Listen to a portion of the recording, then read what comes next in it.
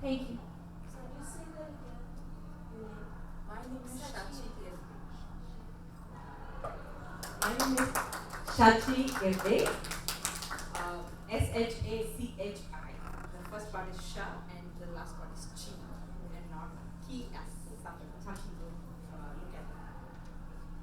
Okay, well, I did prepare a full-fledged speech, so I'm going to go ahead with that. Okay. And I'm going to try and move as fast as possible so that we can have more interactive time and I can get to hear your thoughts on what you think is the way forward for women in leadership.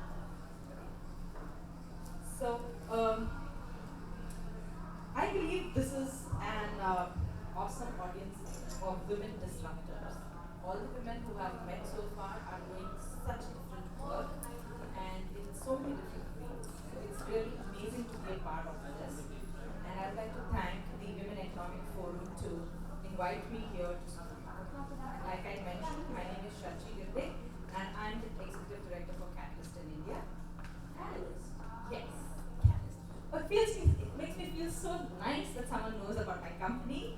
Yes, I know it's a 50-year-old organization, not-for-profit organization, and has sought to expand opportunities for women in the business world and shatter the barriers holding them back. Catalyst understands that when workplaces embrace all leadership talent, regardless of gender, business, society, and lives change for the better.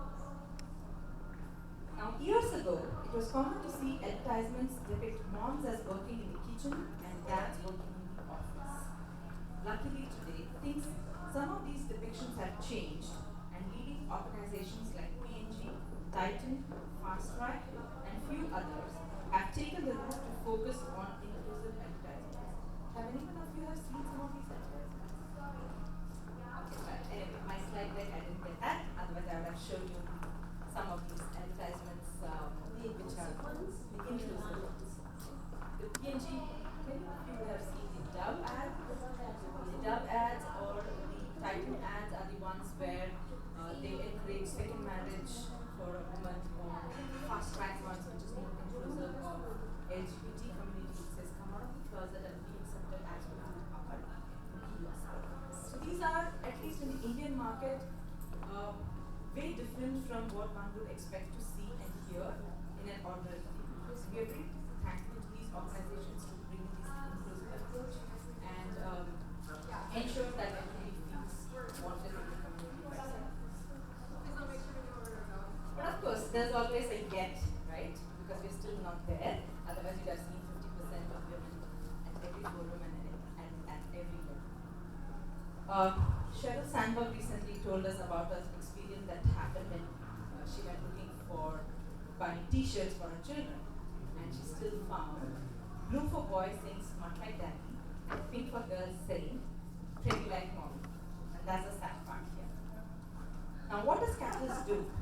Catalyst provides the most comprehensive information about the status of women in the workplace. We study differences between women and men's career experiences and what individuals and organizations can do to close gender gaps in opportunity, in leadership, and in compensation.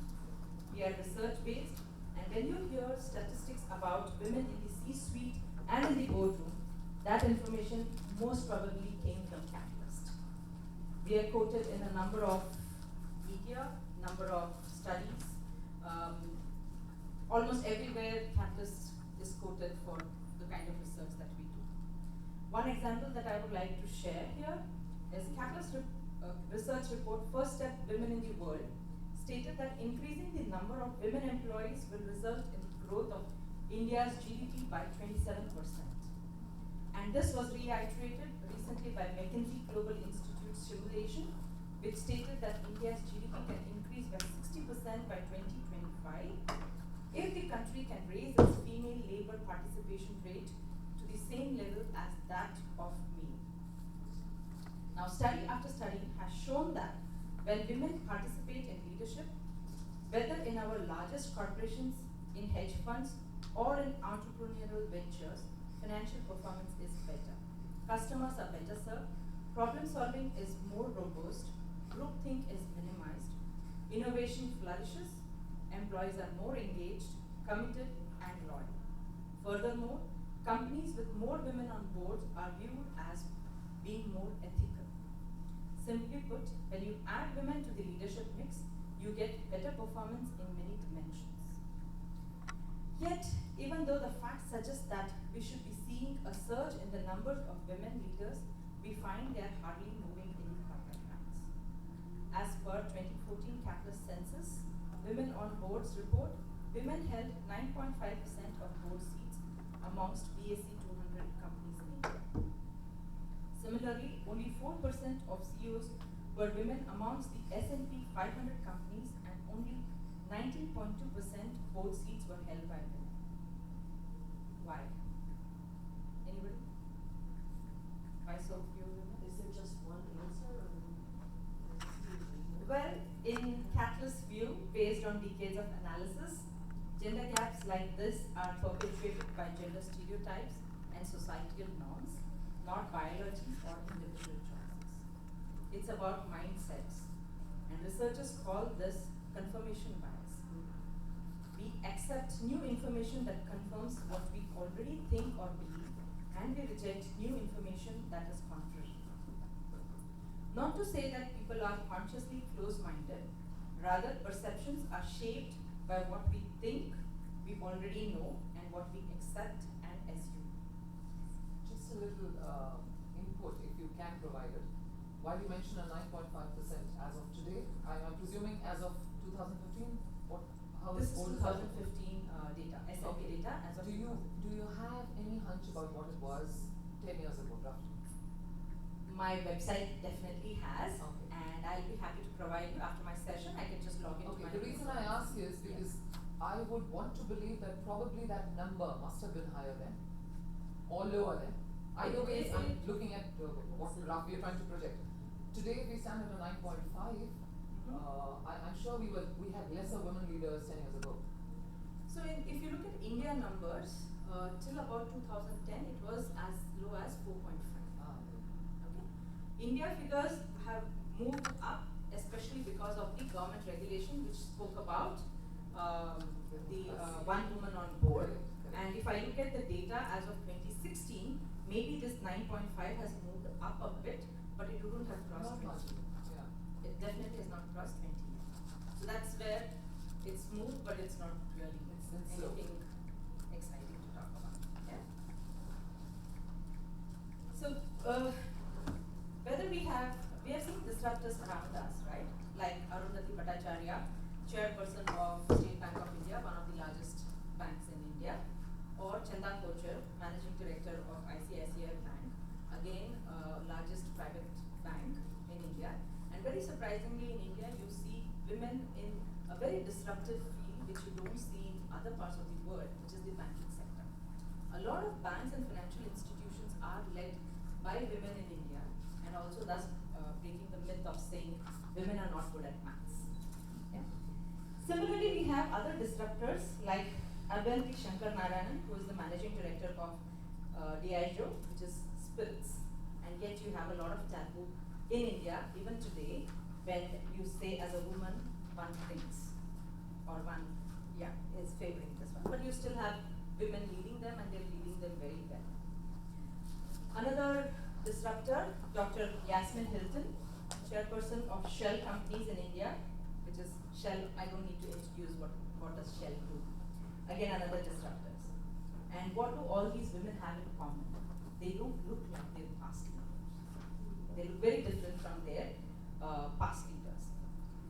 But unfortunately, in our in-depth study of performance management systems, we found that in most instances, HR systems are biased to choose high potential young talent that looks like the current leadership. Competencies of today's successful leaders influence our perceptions of what it takes to be successful in the future. What you see is what you already have and will continue to get. That's how, unfortunately, the HR systems are.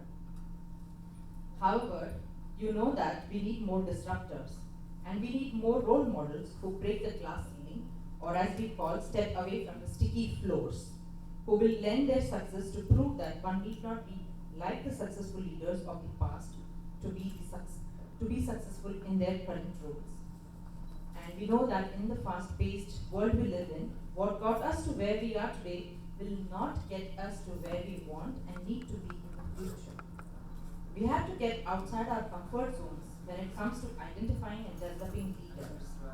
We have to look beyond what we have been used to in order to see the talent potential that's right in front of our noses. So what do we do? Raise our awareness and skill up to act. First, it's simple. If I enter a room of mostly men, I notice. A par breakfast scene where most of the tables are filled by men, I notice. Filled by many women, I still notice. Something like this. We need more men here, honestly, to make sure that the changes come again. Yeah. Mixed groups, I notice. Who is in the boardroom, I notice. In the world that I envision, gender parity is the norm and anything less is jarring. My mantra is ask the question, what is wrong with this picture? When you observe something, when you notice something. We assume a room full of men is because women aren't qualified to be there or chose not to. How many people will really assume that men and women want the same things when it comes to work and life? Very few. Yet our research is conclusive that they do. We assume gender pays are due to women not negotiating effectively, when in fact they are due to women being penalized when they negotiate on their own behalf. They are seen as selfish and greedy. But by the way, women really do well when they negotiate on behalf of others, because that's the supportive, feminine behavior women are traditionally rewarded for. And the message here is that when we see disparities, rather than assuming there is a reason that justifies inequality, we need to take notice and ask what's wrong with this picture and then act. Here are some actions that we can take. Diversify our professional networks. Get to know people who are different from ourselves and sponsor them for participation, for development, and for leadership. When you are asked to speak on a panel, insist that it be diverse panel and recommend panelists. Which obviously I failed here because I should have said that we need some men to be represented in this panel especially. Yeah. If you're on a board, appoint women and set your goal for parity. Don't settle for fewer than 3. That's the magic number that takes boards from merely good to great. If you had a team, add women and think about the differences individuals bring that will enhance the company and complement the team, and more diverse the better the performance. Make it a point to look for the unexpected. You will be pleasantly surprised at what you will find. And if you're considering company for investment or acquisition, look for women in their leadership. It will be more sustainable team. And pretend you're Eric Smith in 2001 and set your goal to hire the next Sheryl Sandberg, or in India, K.V. Kamath in 2006-2007 and find the next Chanda